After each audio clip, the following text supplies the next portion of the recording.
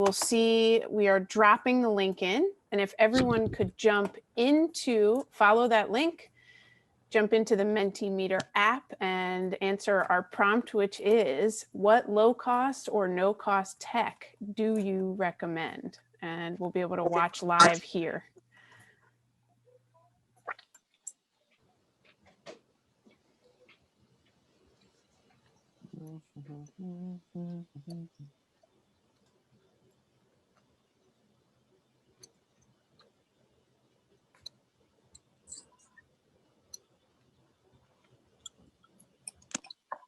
What low cost or no cost tech do you recommend?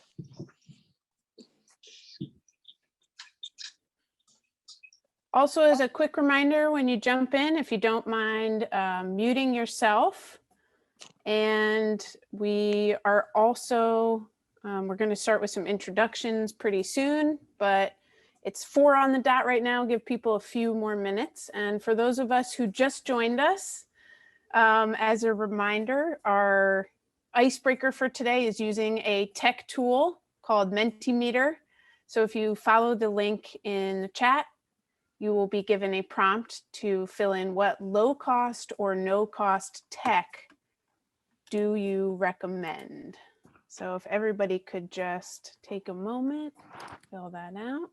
I can see some cool answers are already starting to pop up here. Very exciting.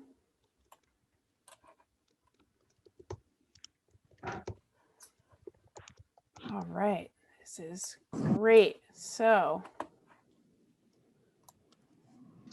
just give people about 2 or 3 more minutes to keep joining.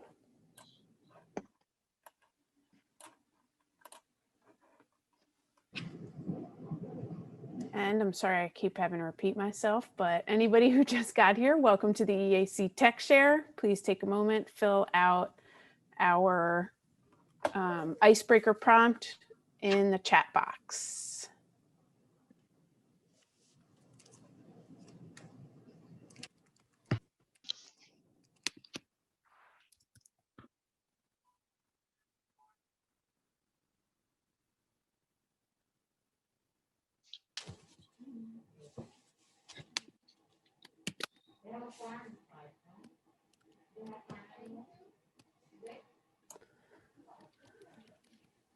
Hey again, also just a quick reminder to everyone just getting here, please mute yourself for the time being, and let's keep on entering our feedback on low cost or no cost tech and using the link in the chat. We're going to be using the chat a lot today for our tech share.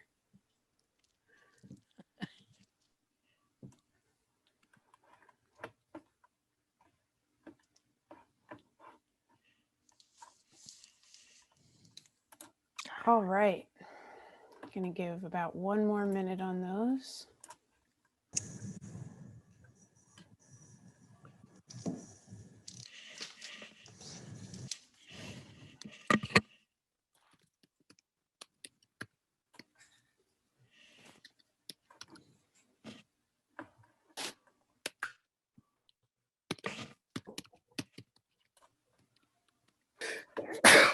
All right. So I think everybody saw that, but I just want to start off. We have about an hour today. We have a jam-packed agenda. Again, I'm so excited to be here today. My name is Sarah Pigeon. I am part of EEAC. I also work for a nonprofit called Solar One.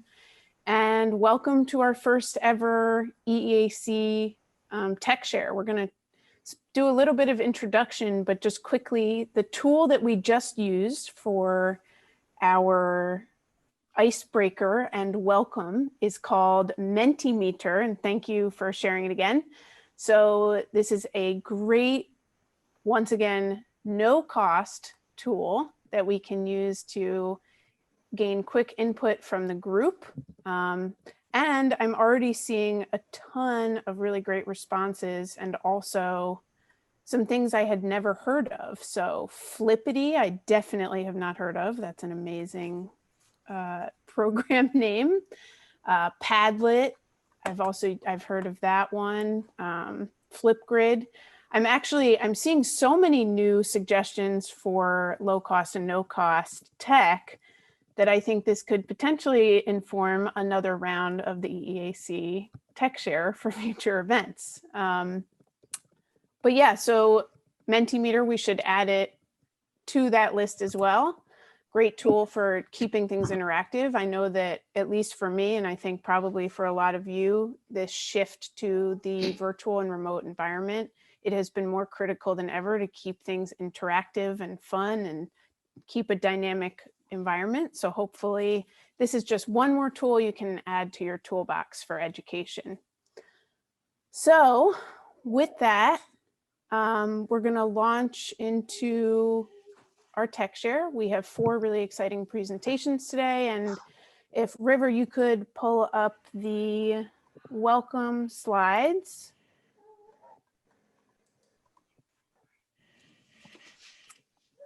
And perfect. Okay, so we can go to the next one even. So as we're getting started, we have a pretty big group here today, which we're excited about. So it would be, oh, and Christina had a great question in the chat. Can you give us a list of all those suggestions from the icebreaker? We will absolutely send all shared tech tools to everyone today after the meeting. So please, if you, just a couple Zoom etiquette notes for everybody. One thing we want to start off by doing is I'm going to ask everyone to jump into, if you click the participants tab at the bottom of your screen, you should be able to open the participants onto the side, click yourself and rename yourself. And once you do that, you should be able to list your first name, your organization, and your preferred pronouns. As I said, my name is Sarah Pigeon. My pronouns are she, her, and I'm part of EEAC as well as Solar One. Another just quick reminders, please keep yourself on Zoom, or not, we're all on Zoom. Keep yourself on mute throughout the presentation so that we can focus on hearing the presenters. If you don't know where that is, just jump down to, it's usually the bottom left if you're on the computer, and where it says mute, click mute. We are going to ask that because we have 4 presenters today in this event, that we're going to try and keep all of the Q&A to the chat. So this is important for all of our presenters as well as everyone joining us today. As presentations are going on, please feel free to jump in and say who your question is for in the chat and list the question. And then I'm going to ask all of the presenters here to please respond to those after you're done sharing. Hope that sounds good. Also, just for anyone who's not familiar, you can always use the reaction tool if you want to really give someone a round of applause. It's always a nice little add-on. All right, so moving on to our next slide. If everyone, can I have some folks actually, maybe I could see this because I'm gonna switch up my view. If anyone who knows how to use the reactions button, can you raise your hand if you have, or give a thumbs up if you have heard of the Environmental Education Advisory Council of New York City before today. So give a thumbs up if you have heard of EEAC before today. All right, great. So we have like a good mix of people here today who have heard of EEAC and some who have not. That's really helpful for context. So EEAC, or Environmental Education Advisory Council of New York City, was founded in 1974. It is one of the oldest environmental organizations really working to advocate for the importance of environmental education for many, many years here in New York City. We are a member-based organization. We have no employees, so everyone who is part of the organization is a member or is part of the steering committee. So we are always interested in having more members join EEAC. It is a great organization and network to be a part of. So we have lots of events. We also have a really fantastic Google listserv where we share a lot of job postings. People are constantly sharing information that's relevant to environmental educators all around the city and also the state. And we also have a great collaboration with our sister organization at the state level, NYSOIA, the New York State Outdoor Educators. I'm going to mess this up. I should know this, but we'll fill that in the chat. And you can see right now, you can see the link to our website. And actually, one of our amazing steering committee members has been working to redesign our website, Shig. Shout out to Shig. But please check it out. There's a lot of great resources there. Association. Thank you, Judith. There's a lot of great resources. We also recently launched a space for environmental educators to share professional development training opportunities that their organizations have. So lots more on that later. But we also recently went through a little bit of a strategic plan and redid our mission statement that you can see here. And I guess overall, this is just a call to all of you to please consider joining EEAC and please consider coming to more of our events and getting engaged. It is a great group of volunteers and everyone is also always welcome to join the steering committee meetings. They are open to every member. So please check it out. We meet once a month on Wednesdays usually, but we can send that information if anyone's interested. Okay, next slide. Okay, so here we go. This is our agenda for today. We're going to have 4 10-minute presentations. Again, we will have some time for live Q&A at the end of the session today, but really I encourage all of you to post your questions in the chat and just make sure you remember to direct those questions to the presenter you are asking. And that leads to, next slide,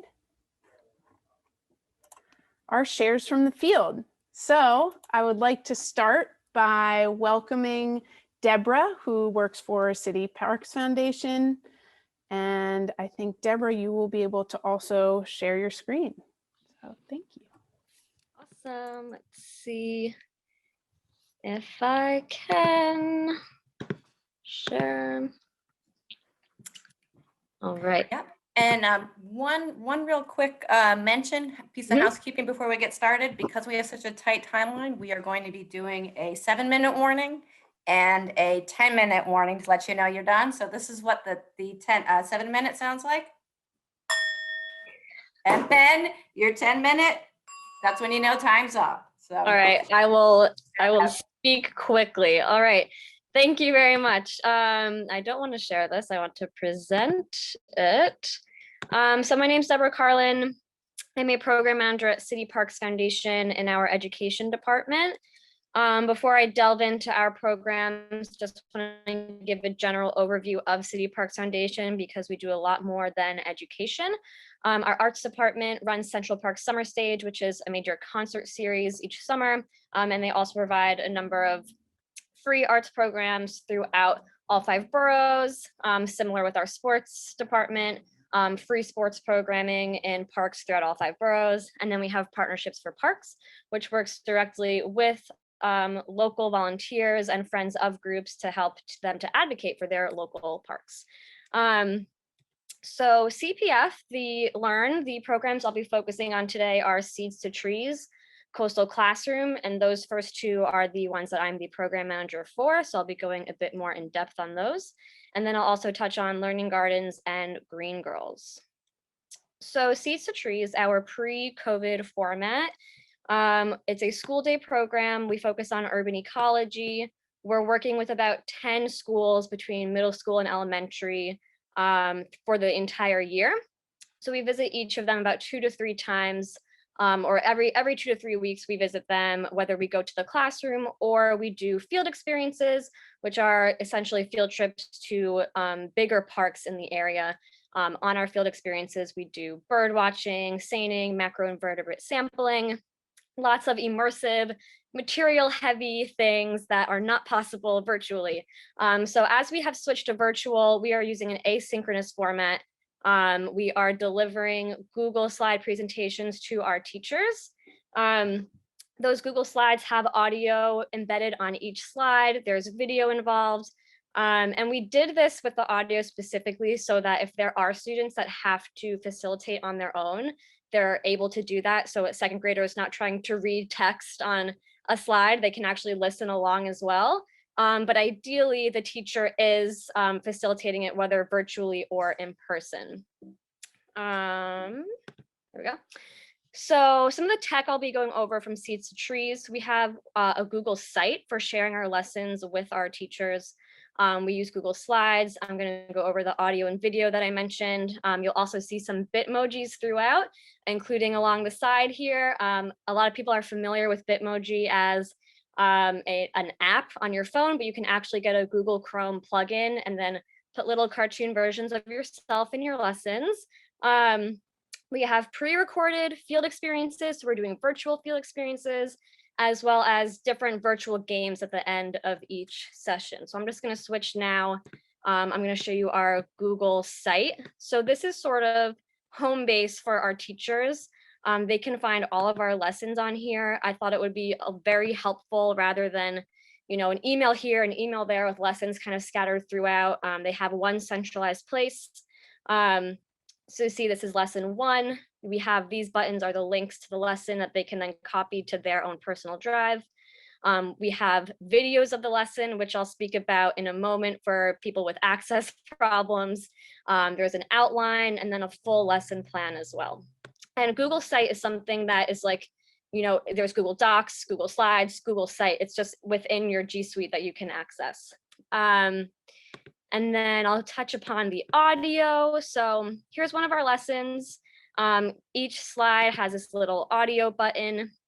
You can go insert audio. I record the audio on my phone, transfer it to my computer, and then insert the file that way. And then I usually have it start automatically so that when I click present, hopefully this works, because sometimes it's a little laggy. Let's see. Do you think animals have superpowers? Well, sort of. And then we go to the next slide. There are animals that can see in the dark, just like Black Panther, like raccoons, owls, coyotes, and of course, panthers and other cats. So as I mentioned, this audio just kind of helps to guide the teacher in their facilitation and makes it a lot easier for students that might be doing it on their own. And then I'll again briefly show you an example of one of our virtual field experiences. Just a quick little snippet here. So I think that we've just seen a small yellow and grayish bird called the American redstart. And now I know it's probably a female because of that yellow color. The males are the one that have a very bold, bright redder color. Let's see if we can get a nice close-up view with the camera so you guys can see too. So with our virtual field experiences, we're kind of explaining to them how to do these activities on their own. So that usually we would be doing it with them in the field, but now we're trying to teach them to go off on their own with their parents or their teachers. And then quickly, I was the one that posted about Flippity earlier in the session. Flippity is, I've only used it in one lesson, but essentially you can create your own different matching games and sorting activities. So for this one, this was for our habitat lesson. The directions were you put these colored labels at the top, and then you have to sort the organisms into their proper categories. So it's a little, there's an Excel spreadsheet involved to get all this stuff in here. It's like a little cumbersome, but I think it went over well with the students. So lessons learned from Seeds to Trees. We're able to access more schools because we are asynchronous. We have one school doing this across 3 grades. I'm working with 2 more schools than I normally would. So that is a positive to doing this asynchronously. I did mention earlier we have access issues with schools that are using nycstudents.net domain. So that's like the city domain for students. There's a lot of permission barriers up. So what we're doing to combat that is actually recording the presentation on Zoom and then posting that video to YouTube as a way to hopefully get those students to be able to engage. Now I'm going to move forward to Coastal Classroom after school. So typically this is an after school program. They're doing things like seining, fishing, rowing, and they're meeting once a week. And there's 2 sites, one in Manhattan and one in Brooklyn. So virtually, this is a synchronous program now. We'd have 2 cohorts that meet once a week. They're using kind of a similar presentation as Seeds to Trees, Google Slides, like very vibrant images, videos, different activities. And the tech that's been really popular for this is Kahoots. Last season, our students were actually like really begging and asking for us to implement Kahoots with them. And if you're not familiar with it, it's essentially sort of a quiz game program where there's pre-made quizzes or you can make your own quizzes and students can respond in real time using their cell phone. They like link up with the quiz. So they really, really love that. I highly recommend. The second thing I want to highlight is that we're utilizing the live cams that aquariums and zoos are using. So we'll put up a live cam of a tank at an aquarium at the start of the session, give them a few minutes to, you know, see the different fish species, how many different ones do you see, do you recognize any? And it's a really good way to just get their brains going for the start of the session. We're also using breakout rooms, jam boards, which I think most people might be familiar with by now, and the pre-recorded field experiences with a marine focus also. Lessons learned from Coastal Classroom after school. Again, we're able to reach more students from all 5 boroughs, more than just those 2 sites that we would generally be working with.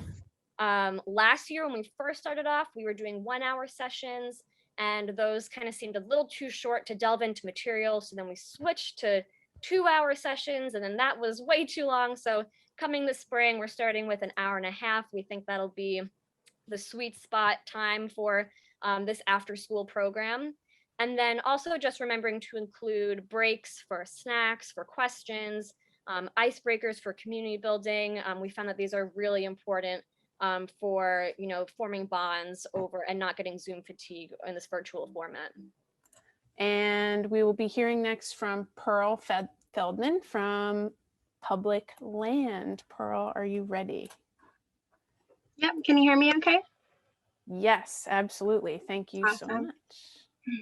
Thank you, Deb, for sharing. That was amazing and chock full of so much new information for me. So thank you so much. So I'm Public Lab's Education Associate. And let me share my screen. All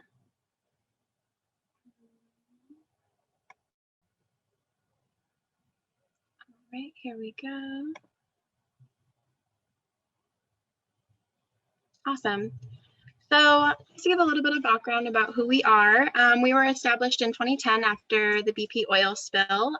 It's a pretty beautiful story. So a group of locals, probably between 100 and 500 folks, built balloon satellites out of all DIY materials in the midst of an information blackout along the Gulf Coast when this huge oil spill had erupted and no one really knew the extent to what was going on.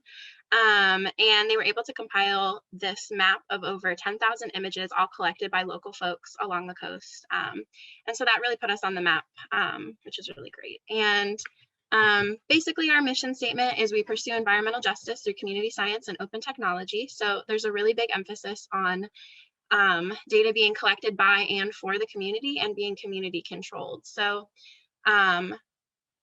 not just making the concepts and knowledge accessible, but making it useful to the people that it's affecting. I pulled a little bit from our website that I think is very emblematic. Let me read it. Oh, oops, here we go. Here we go. So we're rooted in the belief that the best ideas and solutions come from collaborations between on-the-ground communities with deep knowledge of local issues and close, equitable, and sustainable partnerships with networks that bring skills, capacity, science, and technology to bear. And just to give a little bit about what I specifically work in, We have 2 grant-funded programs right now, one called Messages from the Mississippi, which primarily works on microplastic knowledge and research by students. So,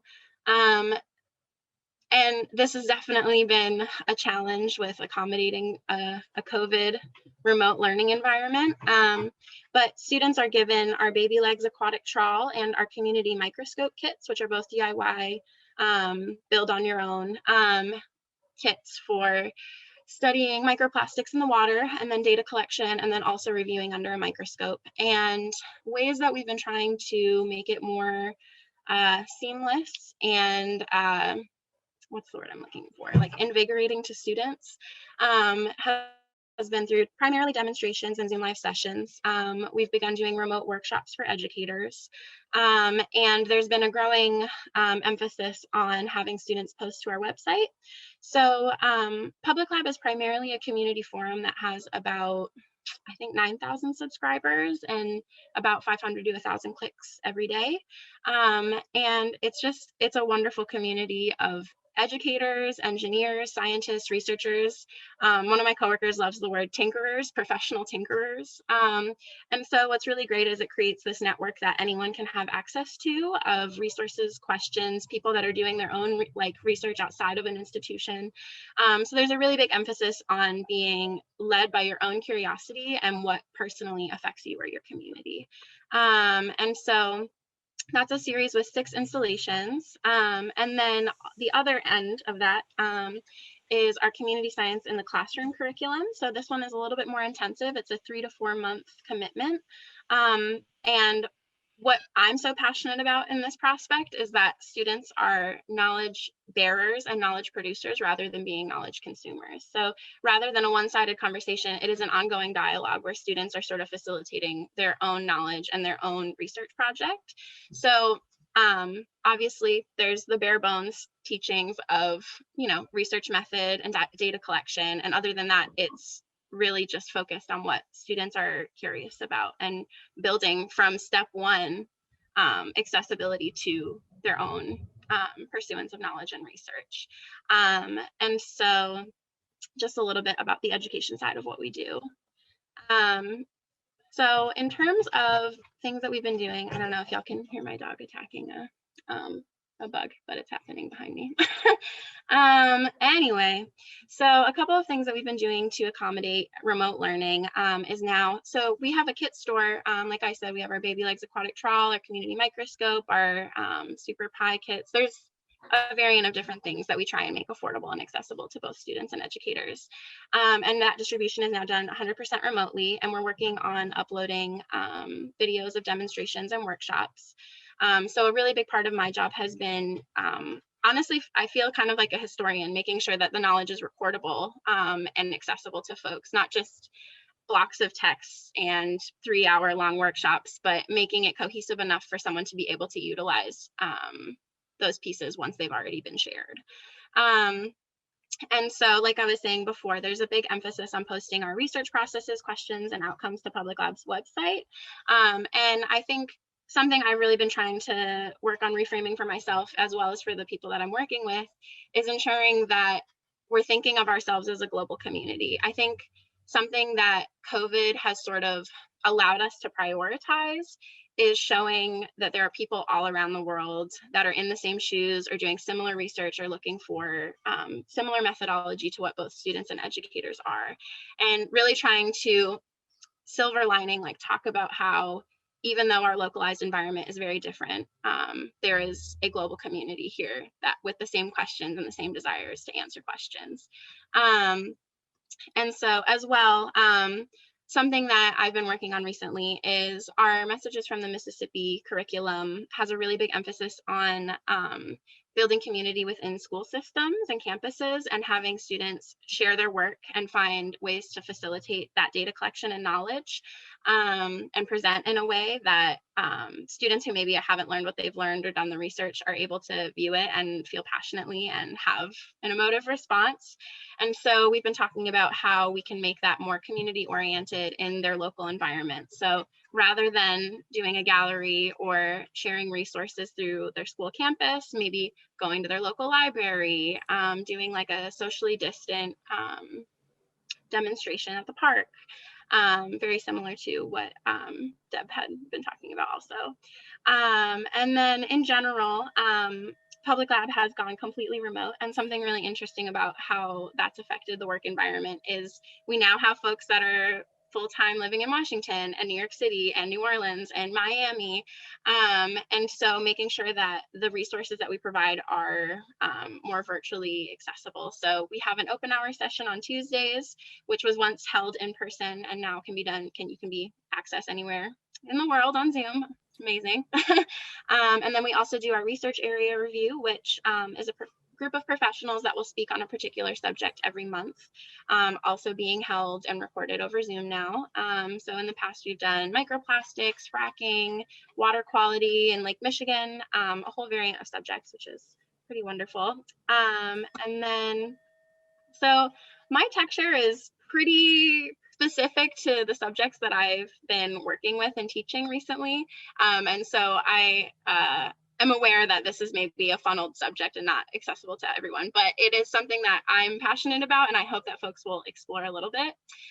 So the two tech shares that I wanted to include is a marine debris tracker app that I found. So this was developed by National Geographic, and it puts the role of researcher onto the user. So basically, you download it. It's very easy to use. They have a very strong and supportive tech team begging to help.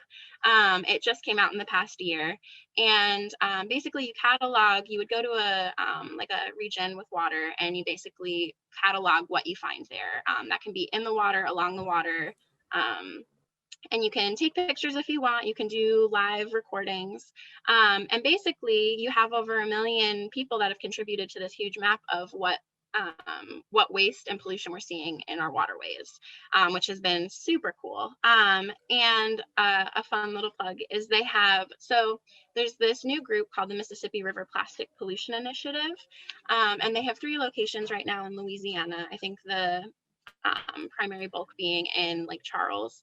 Hey, Pearl, just a 2-minute warning. I think the bells aren't working. Oh, great. Thank you.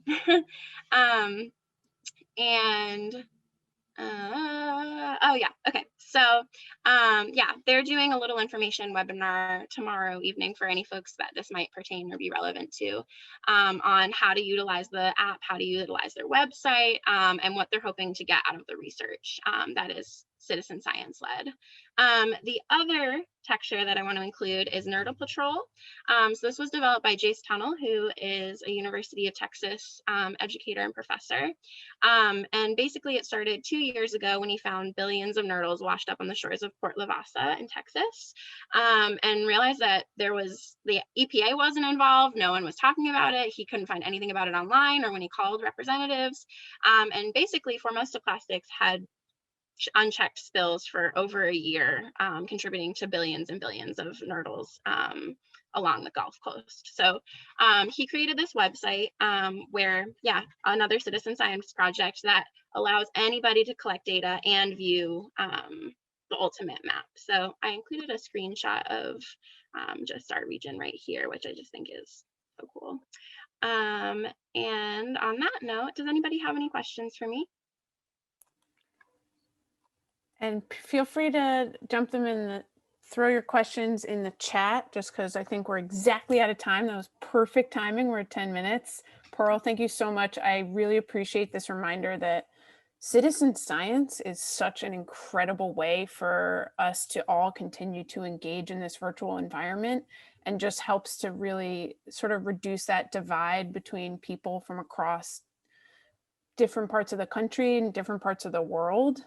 So I love this screenshot of the map. And I also just want to note that Fran pasted the link for the event tomorrow in the chat as well. And we have a couple questions about Nerdle in the chat, so feel free to jump in there. But I'm going to keep things going because of our super fast timeline here. And I'd like to now introduce Hannah Jaris from the amazing New York Sunworks. Hannah, are you ready? Yes, thank you, Sarah. Great. And then Pearl, if you can just unshare your screen so that we can have Hannah jump in. And thank you for that great presentation.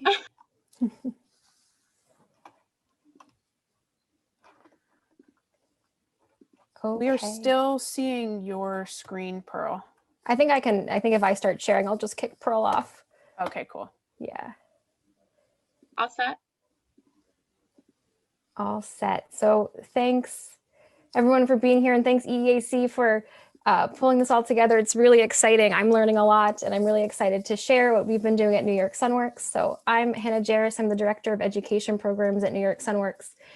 And we build innovative science labs in K through 12 schools across New York City, and we use hydroponic farming technology to teach students and teachers about sustainability science.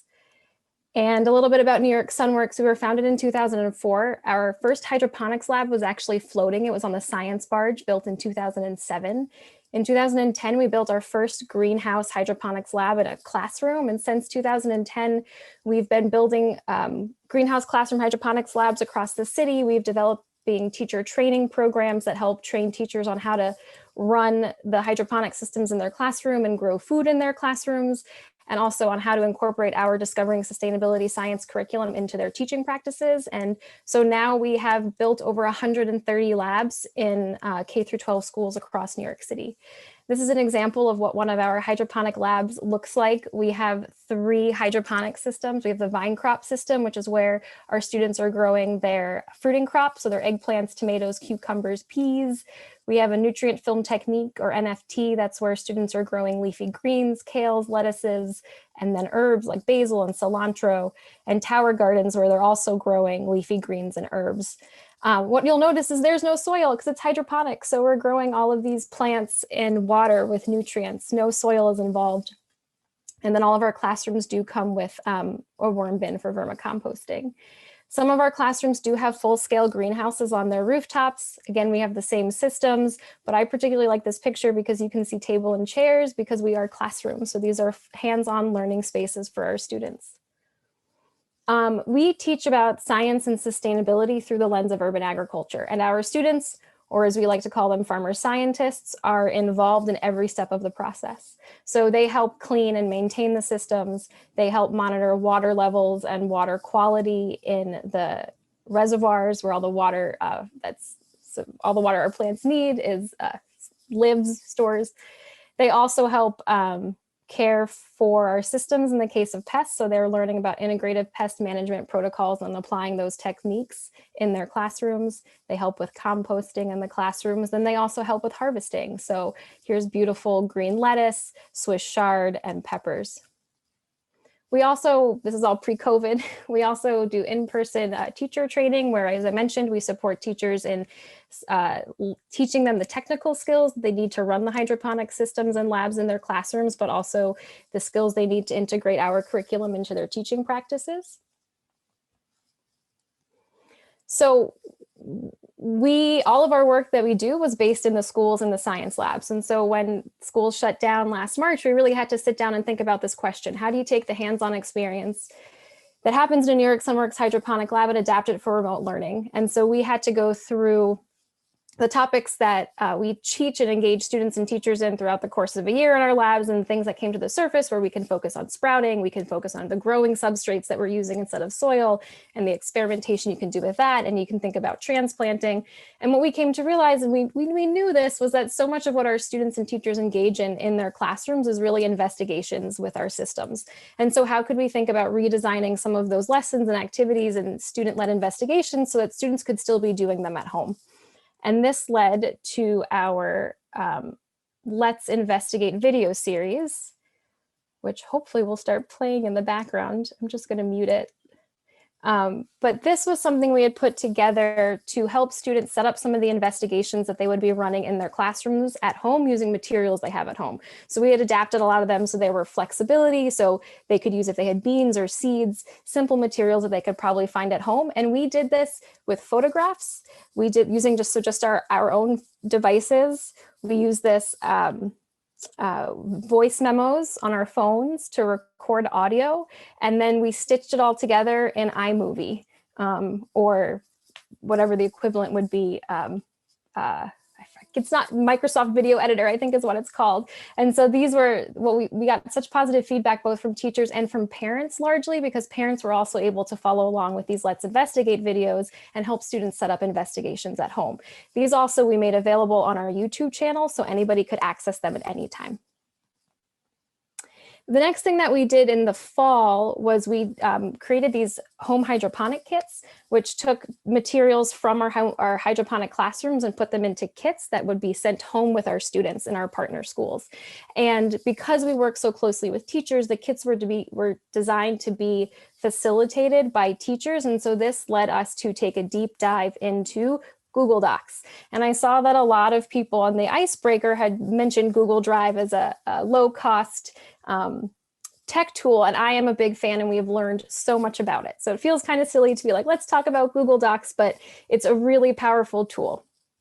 And I'm actually going to come out of presenter mode because what we've done is we've transformed all of our lessons into student-facing Google slide presentations that teachers can upload right into Google Classroom. And once a teacher has the copy of the presentation in their Drive, they can adapt it to meet the needs of their students. So they can differentiate it for different learners.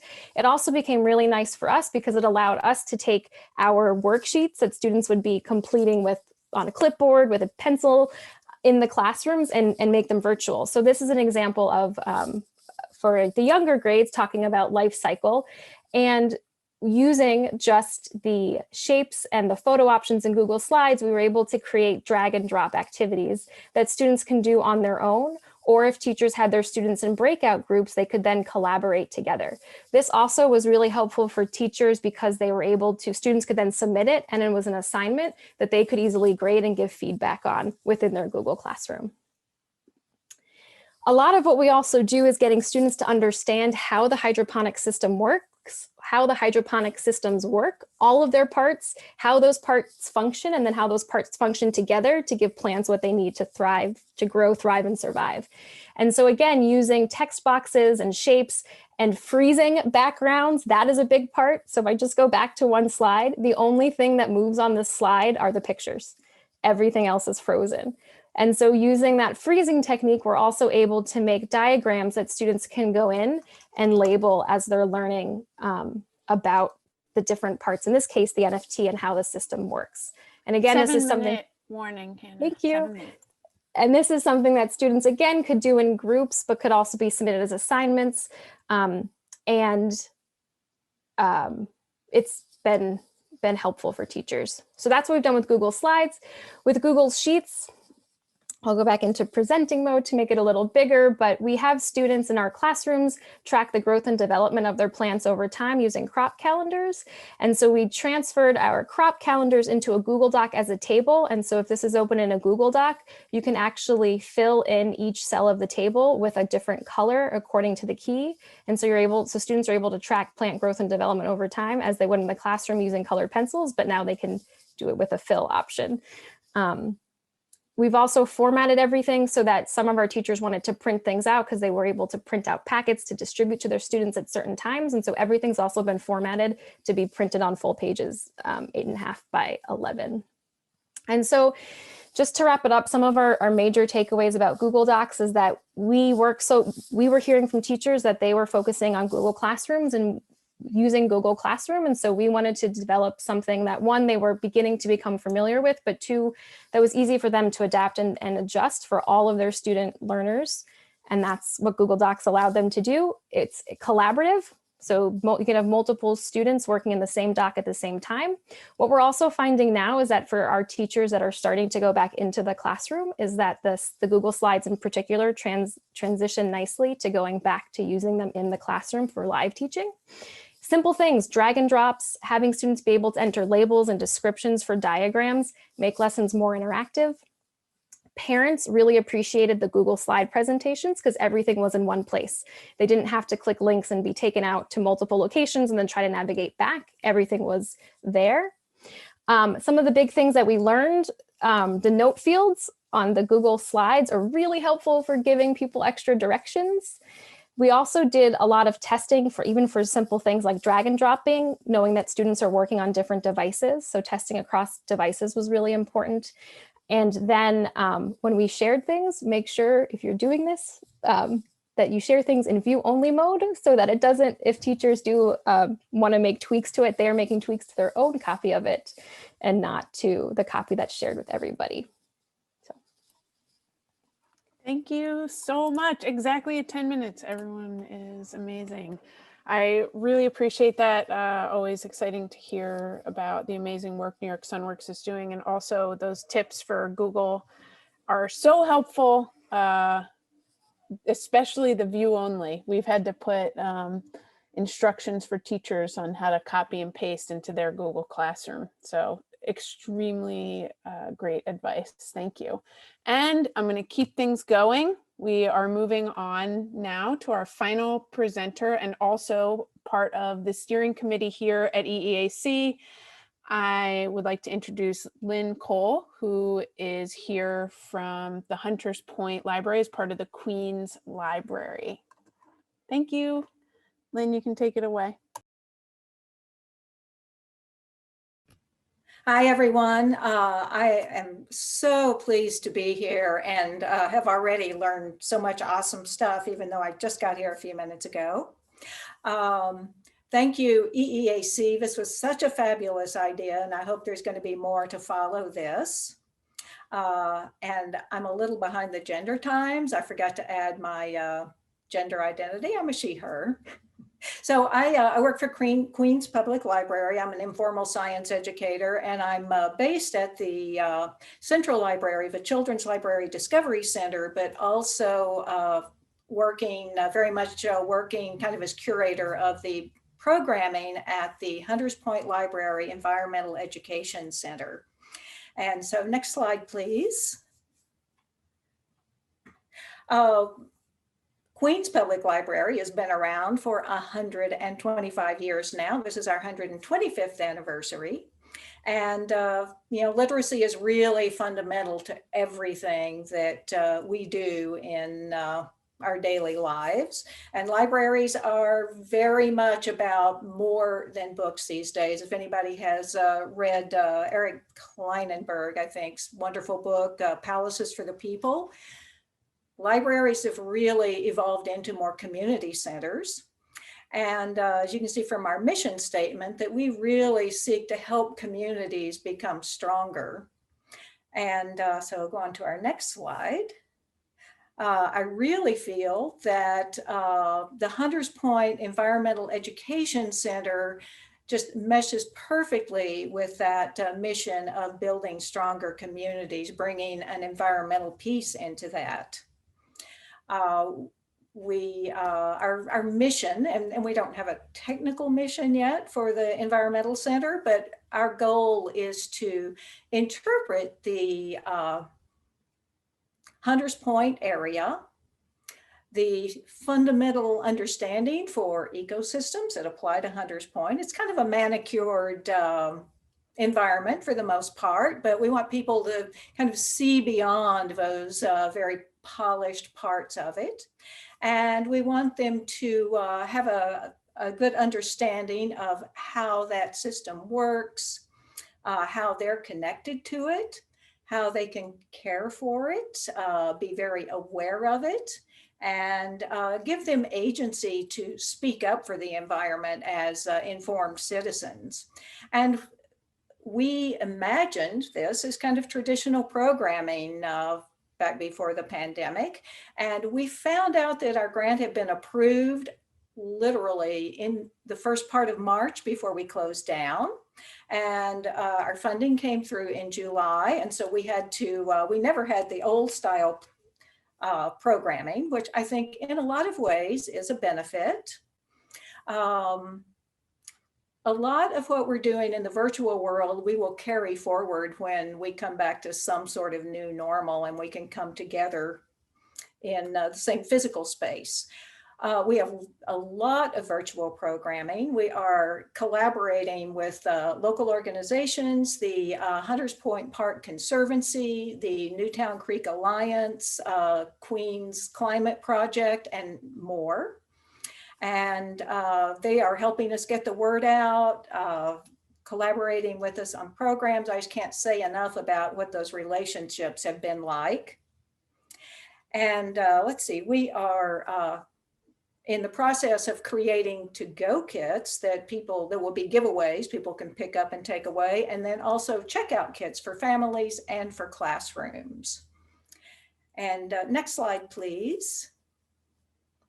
So some of the things we've done that are free or very low cost, and also to really connect with our community, is we have a link tree, which is something I learned about from one of our wonderful librarians. It has a static link that you can send out, but you're updating it behind the scenes so that anytime anyone goes to that link, they are seeing your most up-to-date calendar of programs. And one of the ways we are spreading the word about that beyond some of our partner organizations putting our programs on their calendars and sending out in their emails and newsletters and so forth, is these little cards that we created using some artwork. And we haven't printed these yet. We're waiting to get our approval from the school, so fingers crossed. This is children's artwork from one of our neighborhood schools from a program that Newtown Creek Alliance has done with the kids, and I adore children's artwork. We have 8 different cards. On the back is this QR code that leads people to our link tree. And we also are, some of the businesses in the local business organization are putting flyers up in this windows. We have posters in the library with our QR code, which QR codes have really made a comeback lately. And on to our next slide. One of the things that I am most excited about in terms of programs is that because we couldn't bring people to our walled spaces, and Queens Library is pretty cautious about us taking people outside, like many of you can probably do. We have gone outside to video with some of our scientists who are doing programs for us. And we have someone here that a lot of you will probably recognize, Jay Holmes from the Museum of Natural History. And let me tell you, it was very cold these days. We filmed out by the East River. And I have to do a big shout out to Joanne Wong. She is one of the adult librarians at Hunters Point, and she's a tech wizard. And one of the things she did during the pandemic is taught herself video editing. And so we're just using a regular cell phone, some tripods that people already had. Jay brought his own lapel mic for this. Lynn, we're at 7 minutes. You got 3 minutes left. Okay. And then we have a YouTube live series on Saturday afternoons. So when Jay did his YouTube live, we incorporated the video, and then he was in his home lab showing people a little bit about how he prepared his samples, and then showing them images on digital microscope. Next slide, please. And Jay did another program with us just last week, and people from Public Lab will recognize these DIY digital microscopes.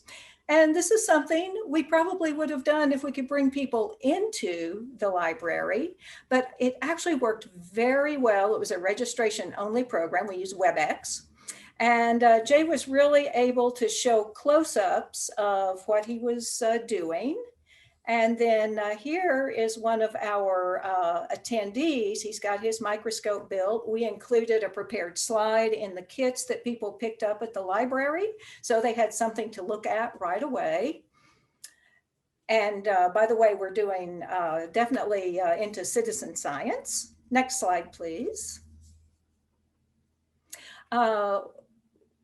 I just finished up a program with one of the librarians from Hunters Point, Mary. We do program for young children, a kind of a storytime science everywhere.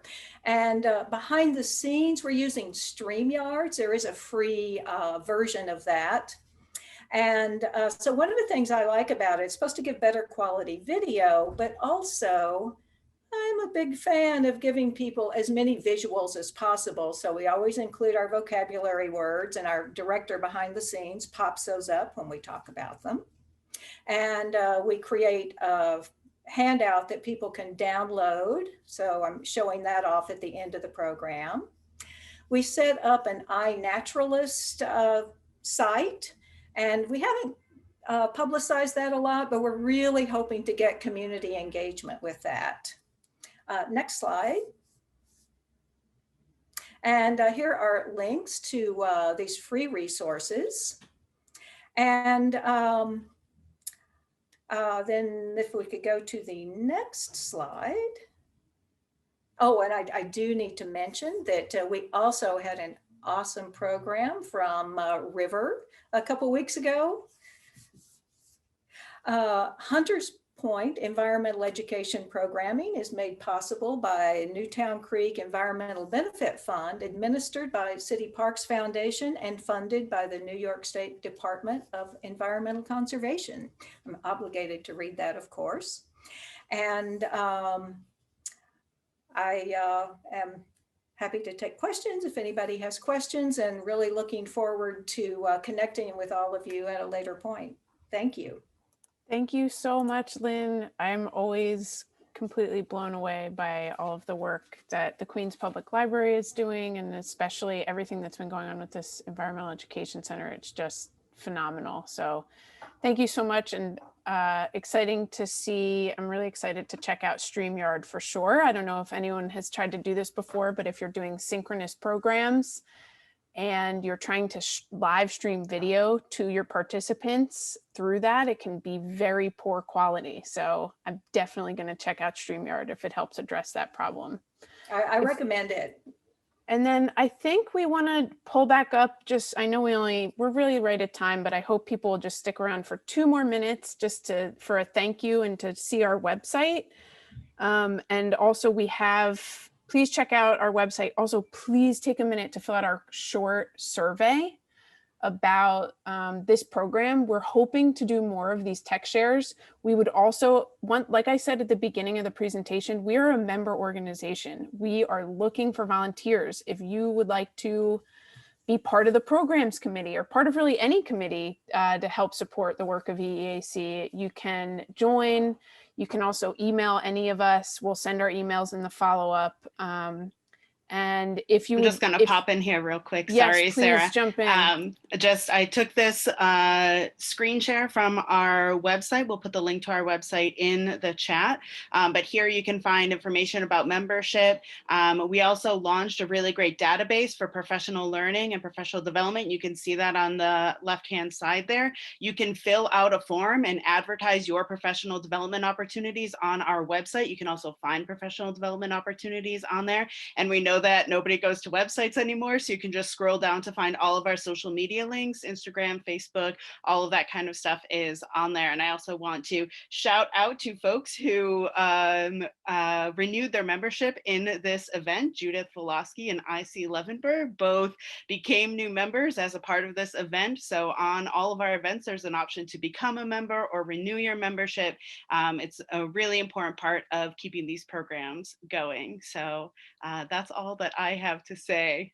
Thank you very much to Fran and Sarah for putting this event together, programs committee stepping up. So thank you all for being here, and stay in touch, stay involved. We'll be sending out recordings and information afterwards. And for all of you who don't know, River is the chair of EEAC. So thank you, River, for all of your hard work. Thank you so much to our incredible presenters, and we really hope to have more of these events and more opportunities to collaborate and share more tech resources. So definitely fill out that survey and let us know if you have a tech resource that you think you would like to share. I think we're gonna probably still be in this virtual environment even as we go back to hybrid and in person. I foresee remote education being a part of our programs for the long run, at least in some way. So I hope that this is valuable and we can continue to connect more with each other. Thank you. Thank you. Thanks.